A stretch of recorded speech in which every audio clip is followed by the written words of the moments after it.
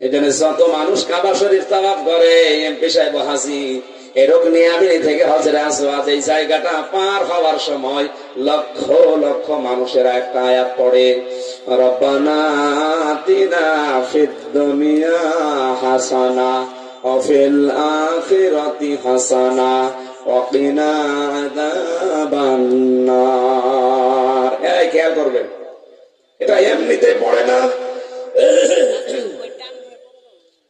আল্লাহর কাছে বলছে, আল্লাহ তোমার কাবা আমার সামনে, তুমি দুনিয়ায় আমাকে কল্যাণ দাও, হাসানা দাও। কোন জায়গার বলেন বলেন? এখানে ভেদ দুনিয়া হাসানার ভেতরে 10টা পয়েন্ট আছে। কেউ যদি মনে করে আমার দোয়া কবুল হয়েছে, তাহলে সে 10টা জিনিস দুনিয়ায় পাবে। আমার এই আয়াতের উপরে আলোচনা না, এই জন্য বিস্তারিত বলতে গেলে পুরা কোরআনের এই আয়াতগুলো শেষ হবে না। দুনিয়ার হাসানা আমি তাফসীরে পেয়েছি 10টা, আখিরাতের হাসানা 5টা, তাহলে 10 আর 5 কত? ওয়াকিনা আযাবান নার, আল্লাহ জাহান্নাম থেকে বাঁচাও। আল্লাহ বলেন জাহান্নাম থেকে বাঁচার উপায় মাত্র একটা। কয়টা? এ দোয়া কবুল করার পেছনে যদি আপনি দেখেন যে হ্যাঁ 10টা, 5টা আর 1টায় 16টা জিনিস আমি আসলে পাচ্ছি, তখন বুঝবেন আপনার দোয়া কবুল হয়েছে। আর একটাও যদি না পান, বুঝবেন শুধু দোয়া করে গেছেন, মাথার উপরে ওঠেনি। জাহান্নাম থেকে বাঁচার উপায়, যেহেতু জাহান্নামের আয়াতটা পড়েছে এই জন্য এই শব্দটা বললাম।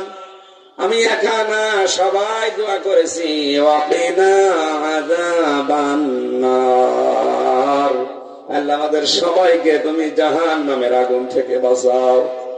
নবীজি বলেন জাহান্নামের আগুন থেকে বাঁচার উপায় আছে একটা।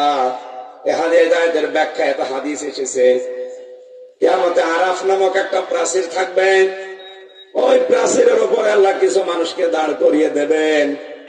ওরা জান্নাতেও যাবে না, জাহান্নামও পড়বে না। বিশ্ব নবীকে সাহাবীরা প্রশ্ন করলেন, এরা জান্নাতে যাচ্ছে না কেন? নবীজি বলেন এই মানুষগুলো দুনিয়াতে জান্নাতে যাচ্ছে না এই কারণে ওদের সব কাজ ভালো ছিল, মা বাবার সাথে আচরণ খারাপ ছিল।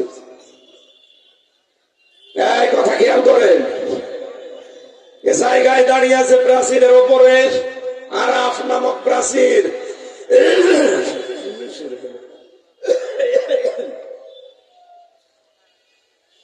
নবীজি বলেন ওদের জীবনের সব কাজগুলো আমরা পেয়েছি, কিন্তু ওই লোকটার জীবনে মা বাবার সাথে আচরণ খারাপ করতো। আজকে একটা ভিডিও ভাইরাল হয়েছে, দেখেছেন? 3 ভাই 2 বোন, সব বড় বড় হয়ে বিভিন্ন দেশে বিভিন্ন জায়গায় প্রতিষ্ঠিত হয়ে গেছে। এর ভেতরে একটা ভাই একটু পাগলামি করছে, তার বউ ছিল, বউ তার ছেড়ে চলে গেছে, পাগল হয়ে গেছে। এখন মার বাবাকে এইসব ভাই বোন মিলে সিদ্ধান্ত নিচ্ছে, টাকা পয়সা জমি জায়গা যা আছে সব আমাদের নামে লিখে বাবাকে রাস্তায় ছেড়ে দাও। এদের 5টা সন্তান, আরে পাগলটা নিয়ে 6টা। এই পাগলটা বৃদ্ধাশ্রমের যিনি পরিচালক তাকে বলছে, আমার বাবা ভাই আর বোনরা মিলে এই সিদ্ধান্ত নিয়েছে তার জমি জায়গা টাকা পয়সা যা আছে ওইটুকু আমাদের নিজেদের নামে লিখে নিয়ে তার রাস্তায় ছেড়ে দেয়। এই 5 জন সন্তান যদি কাবা শরীফে বসেও মারা যায়, ওরা আরাফ নামক প্রাচীরে থাকবে, জান্নাত পাবে না। আসতে বলেন। সাহাবীরা প্রশ্ন করলেন, তাহলে জান্নাতে পাচ্ছে না, জাহান্নামে যাবে না কেন? ওরা তো জাহান্নামে ফেলে দেওয়ার কথা। বিশ্বনবী বলেন না, ওদের জীবনে ছোটখাটো যাই থাকুক, ওরা ইসলাম কায়েমের জন্য দুনিয়াতে আন্দোলন করত। এটা সূরা সফের 11 নম্বর আয়াতে দলিল আছে, হালাদুল্লুকুম আলা তিজারা তুনজিকুম মিন আযাবিন আলীম। আমি কি একটা ব্যবসার কথা বলবো যেটা করলে জাহান্নামের আগুনে যাওয়া লাগবে না? সে ব্যবসার 3টা মূলনীতি এখানে আছে, আল্লাহর উপরে বিশ্বাস, রাসূলের উপরে বিশ্বাস, আর এই 2টা বিশ্বাসকে সামনে রেখে জান আর মাল দিয়ে আল্লাহর দ্বীনকে জমিনে কায়েম করার জন্য জিহাদ করা। সুতরাং ইসলাম কায়েমের জন্য যারা চেষ্টা করবে, আন্দোলন করবে, সংগ্রাম চালাবে দুনিয়াতে জান আর মাল দিয়ে, ওদের আর যাই হোক আল্লাহ ওদেরকে জাহান্নামে দেবে না। জাহান্নাম থেকে বাঁচার উপায় যে একটা, এটা আপনার টার্গেটে থাকা লাগবে। আমি যাই করি না কেন আল্লাহর দিন যেন জমে কায়েম হয়, আল্লাহ তুমি এটা আমাকে দেখাও। এর জন্য যত কিছু করা লাগে ডাইরেক্ট ইনডাইরেক্ট পেছনের দরজা দিয়ে হলো আমাকে করা লাগবে। আমার ভাইরা, পরে আয়াতে আল্লাহ জানিয়েছেন আল্লাযীনা ইযা আনফাকু লাম ইউসরিফু ওয়া লাম ইয়াকতুরু ওয়া কানা বাইনা যালিকা কাওয়ামা। আমার রহমানের বান্দা তারা যারা দান করতে করতে ফকির হয়ে যাবে না, আবার একেবারে কৃপণতা করবে না, মধ্যম পন্থায় তাদের জীবন চালাবে। والذين لا يدعون مع الله إلها آخر إلى آخر آية। এখানে তিনটা পাপের কথা আছে, 1 2 3। নবীজি তাফসিরে জানিয়েছেন পাপ এই তিনটা, কিন্তু শাস্তি হবে ডবল। কয়টা? তিনটা পাপের কথা এখানে আছে, পাপ তিনটা কিন্তু শাস্তি হবে ডবল। 1 নম্বরে যারা আল্লাহকে ডাকে, আল্লাহকে ডাকার পাশাপাশি যারা অন্য কাউকে ডাকে, আজকে যখন ইয়া আল্লাহ ইয়া আল্লাহ ইয়া রহমান ইয়া রহমান বলার পরে যারা বলে ইয়া আলী বাবা, খাজা বাবা, দয়াল বাবা, আল্লাহর সাথে যারা মিলিয়ে অন্য কাউকে ডাকে, এদের শাস্তি হবে ডবল। والذي ولا يقتلون النفس التي حرم الله إلا بالحق। যারা অন্যায় ভাবে মানুষকে হত্যা করে, অন্যায় হত্যা দিন দিন বাড়ছে না কমছে? বলেন বলেন। ঠনক কারণে মানুষ মেরে ফেলে।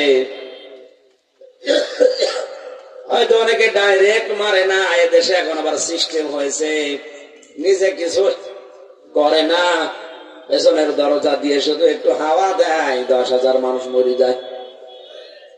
কথা বুঝতেছেন?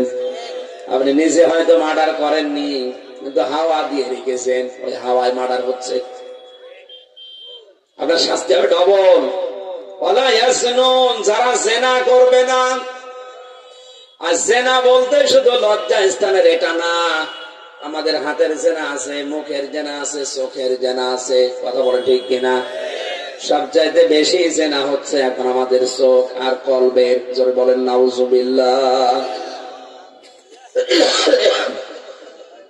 আল্লাহ রাব্বুল আলামিন জানিয়েছেন ওয়াল্লাযীনা লা ইয়াশহাদুনা যুরা, আমার রহমানের বান্দা তারা মিথ্যা সাক্ষ্য দেয় না। 3টা বছর আমার জীবনে বাস্তবতায় দেখে বলছি, এই দেশে এখন 1,10,000-এর উপরে মানুষ কারাগারে আছে, সারা দেশ মিলে। যদি মিথ্যা সাক্ষী বন্ধ হয়ে যায়, 5,000-এর বেশি লোক সারা দেশে জেলে থাকার কথা। অধিকাংশই বানানো ভুয়া মামলা, কিচ্ছু জানে না। জন্ম হয়েছে 24 সালে, প্রথমে সাক্ষী আছে 23 সালের। আমার বিরুদ্ধে যারা সাক্ষী দিয়ে 3 বছর আমার কারাগারে রেখেছে, ওরা আর যাই করুক, আমার কাছে ক্ষমা পাওয়া ছাড়া রহমানের বান্দা হতে পারবে না। বহু মানুষকে এভাবে বিনা কারণে অন্ধকার প্রকোষ্ঠে 1 দিন 2 দিন না, বছরের পর বছর, কারো হয়ে গেছে 30 বছর, 35 বছর, 40 বছর, অথচ কিছুই না। বিষয়টা একেবারে তালগোল পাকিয়ে সোতায় সোতায় মিলিয়ে এবারে ধরিয়ে দিয়েছে। আপনি তাহাজ্জুদ পড়তে পারেন, 5 ওয়াক্ত নামাজ জামাতে পড়তে পারেন, 14 বার হজ করতে পারেন, আপনি রহমানের বান্দা এখনো হননি যদি মিথ্যা সাক্ষী দিয়ে থাকেন আর মিথ্যা সাক্ষীকে সাপোর্ট করে থাকেন। অনেকে হয়তো সাক্ষী দেয় না, কিন্তু সাপোর্ট দেয়। এক কথা বলছে।